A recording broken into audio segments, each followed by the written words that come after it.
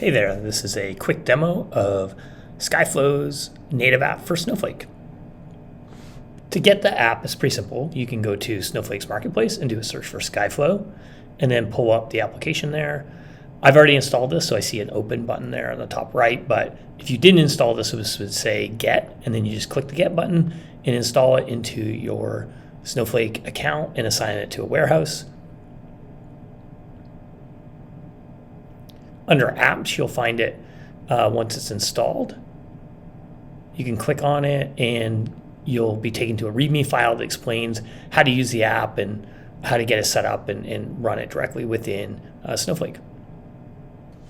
All right, so let's go try out the app. I already have a worksheet in Snowsight set up. So here you can see a bunch of kind of boilerplate code to set up my database and stuff, but here I'm also setting the vault URL and the secret that I'm going to use to query Skyflow. And the first thing I need to do is initialize the application with the service account and the vault URL details. All right, so that's done. If I do a select query on my customers table, then take a look at the records in here. I can see all this information like email address, social security number, state, and so on is tokenized.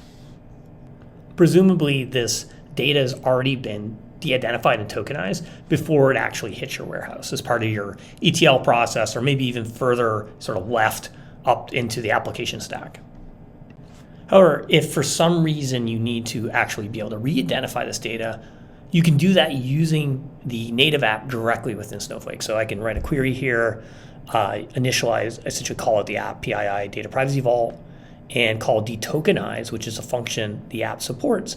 And I can run that on the email address in this example from the customers table and execute that query. And that's going to actually call your vault, pull back the email address, assuming that you have permissions to actually see it. And if you could only see this as a mass value, you'd see it as a mass value.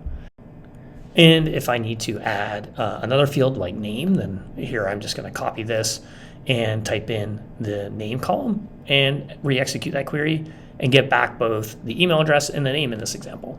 So pretty simple, very easy to set up.